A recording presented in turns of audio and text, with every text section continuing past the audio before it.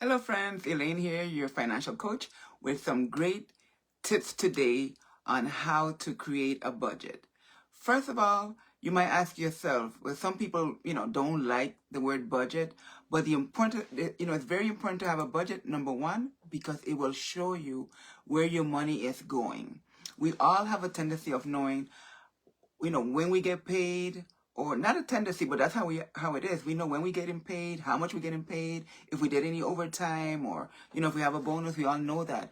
But then we drop the ball on finding out or figuring out where our money is going. So that's one of the main reasons to create a budget. Then you won't fall in that debt trap, right? So I'm gonna go quickly through 6 tips or 6 ways that can help you create a budget. Of course, I can't go over everything. There's so much more information, so I just want to do, a quick summary. Make sure you have a pen and paper, or if you have to play it back and jot down some notes, because there's some great information. First of all, let me let you know what experts say our money should be going. And when I say experts, I'm talking about financial experts, right? So they say that 30% of our money, not where our budget should be going, our money.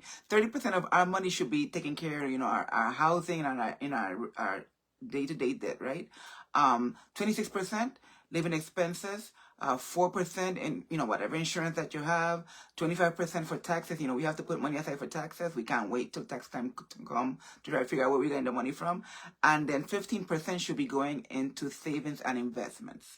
And I feel that that's where our community drops the ball, mainly in savings and investments, right? But that's another day for another topic. If you need assistance and help with that, you make sure you contact me so that I could go ahead and connect you with an expert in that field. So now, moving forward, what steps, what things we need to do, especially if you're a newbie and creating a budget. Number one, you want to collect or put together all your financial statements, whether it's your banks, your investments accounts if you have, utility bills, etc. Right? You need to know everything in your household. I don't want you to do it half-heartedly. I want you to know everything, right? Then you want to put down all your expenses, which includes, all the money that comes in, right? If you receive child support, your salary, if you have alimony, pension, if you're receiving Social Security. But I'm talking to you. I know you're not receiving Social Security yet. You're only 35, right? So, but I'm just, in case of other age group is listening. If you have any let's say rentals, and you're receiving money from that, or you receive any dividends, any source of income that you have, you want to have that ready before you start creating your budget. I don't want you to do it out of your memory. Well, I think it's this, I think it's that. I want you to be precise and specific when it comes, to create your budget, right? So then you're gonna create a list of monthly expenses, right? Like your mortgage, your rent, your car payment, your auto and health insurance, your groceries, utilities, entertainment. Yes, entertainment. And if you're still paying for college education, right? Because you're young and maybe you just graduated 4 or 5 years ago, or maybe you graduated 8 years ago and you're still paying, right? Everything you spend money on, right? That's very important. I again, I don't want you to do it from memory. I want you to make a conscious decision and plan this out. If it's you on your own, or you and your partner or your spouse, I want you to sit down and do it together, right? Now that we created a list of your monthly expenses, you need to separate them into fixed expenses and variable expenses. What do I mean by fixed expenses? I mean like the things that they won't change, right? Your rent or your mortgage is always that amount. If it's 1,500, 2,000, whatever, right? Your car payment is always that amount. Your internet, at least for a year or two, is always gonna be that amount. The payments that you're making to the credit card, the payments that you're making to the insurance, all of those are fixed expenses. No matter what, not only you have to pay them, but it's always the same amount, right? Especially rent a mortgage. You know how much, if you're renting, you know how much you're gonna pay for the next year, right? Some people now are signing leases for more than a year, so they can have that fixed amount for that X amount of time, right? But mortgage is really easy. Your mortgage, it is what it is, right? Then your variable expenses is like groceries, gas, entertainment. If you're dining out or if you have to buy gifts for somebody's birthday, like now is the season, those go up and down, right? 1 week you could go grocery, or if you go every 2 weeks, you could go grocery. Maybe you spend $300. The next 2 weeks maybe is $175, because there's certain things that you don't have to buy again. Like I myself, I like to buy all my spices at one time, and then for the next few months I don't have to buy spices again, right? So that means that my grocery spending will be less, right? Or since it's less, I could use that money that I spent for spices in the beginning of the month to buy other stuff, right? Besides that, after that, I want you to total up your monthly income, because you already put all the stuff together. You already know everything that's coming in. We spoke from, if you have rental property, you need to put how much you get from that, your salary, if you receive any pension, if somebody gives you a gift every month, you need to write that down. If you have child support, anything, you need to write that down. Then on the other, you have to total it. Not only write it down, but total it, right? So if it come out to 7,000, 10,000, 6,000, you need to total that. Then on the other list that you wrote all of your expenses, you're going to total that as well. Now, after you do that, I know I'm going a little fast, but I know you can watch the replay again. After you do that, if your monthly expenses is less than your monthly income, hey, you're already one step ahead, right? But if your monthly expenses is higher than your monthly income, most of the time it's maybe because we're living off a credit card, or robbing Peter to pay Paul.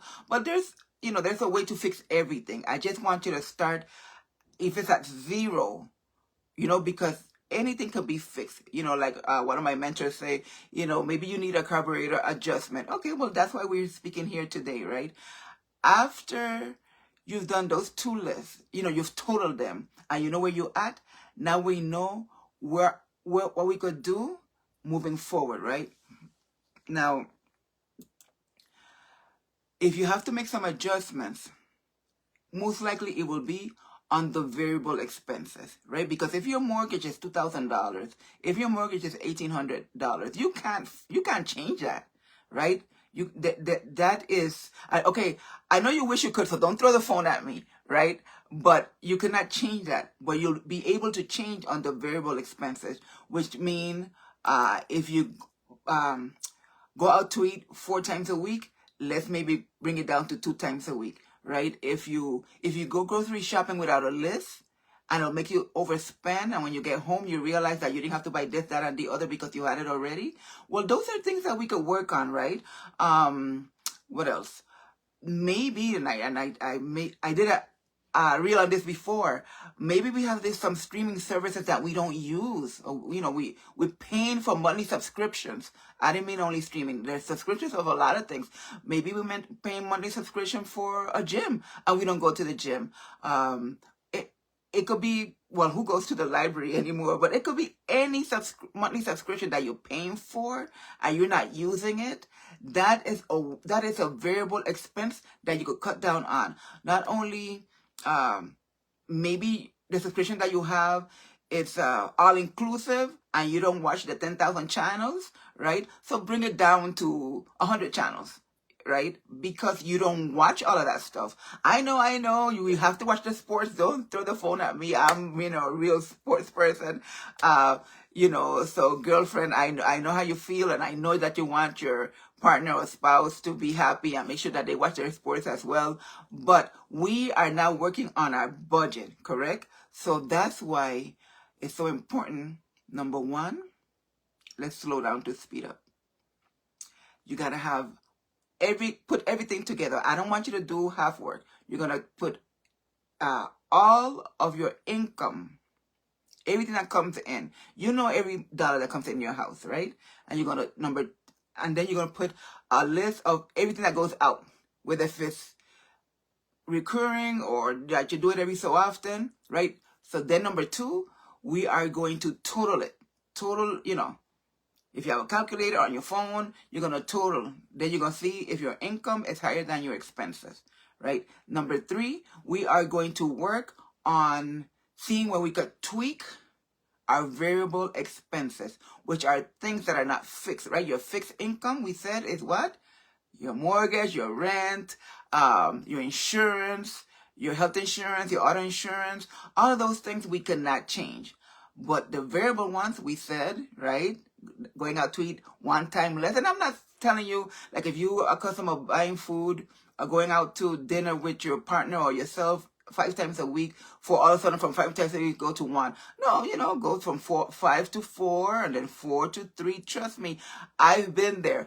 I've seen the difference on when I used to purchase or buy lunch every day out, and now cooking at home more than 3 or 4 times a week, between lunch and dinner.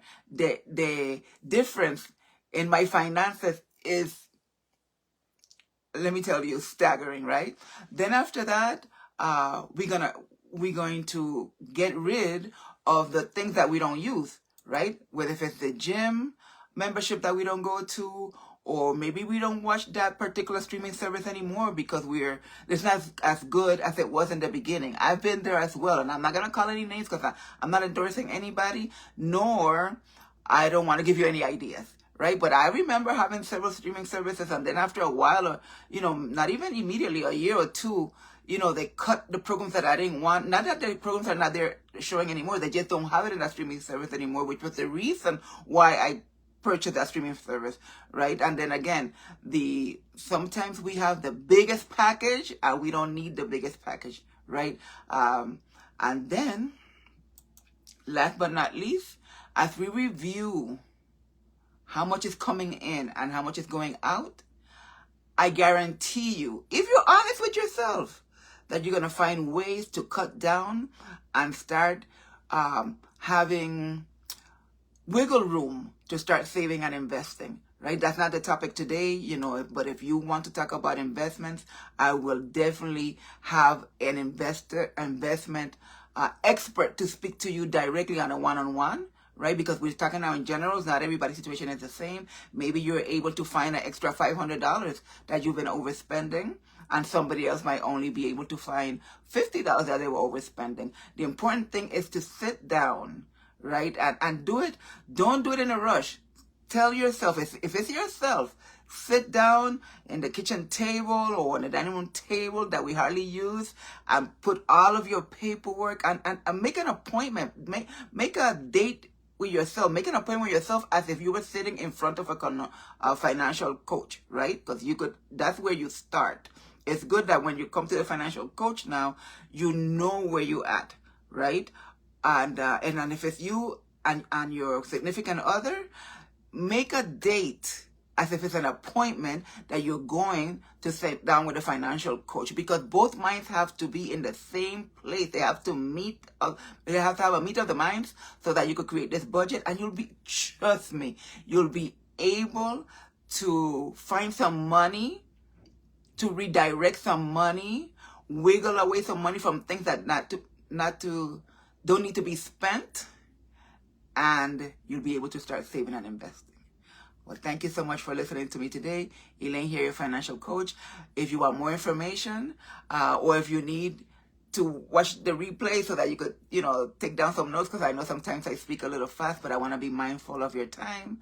But if you need to reach me for more information, you could write it in the comments, and write down in the comments if you did it. If you don't have to put the details in the public of how much you find, or if you were making more, if you were making less, or if you're coming in is more than it's less than what's going out. But I just want you to write on the comments that you did take the time and started working on your budget. Sometimes it might take more than once, right? Because you realize that you need more information and stuff like that. Because I want you to be prepared. Listen, don't throw the phone at me. It's Thanksgiving, Christmas, and then when we spin around, it's taxes. So I want that to not catch you by surprise. I want you to have some money set aside for that. So see you next time. Bye for now. Elaine here. And make sure you share this live with some of your friends. Tag some of your friends. Talk to you next time. Bye for now.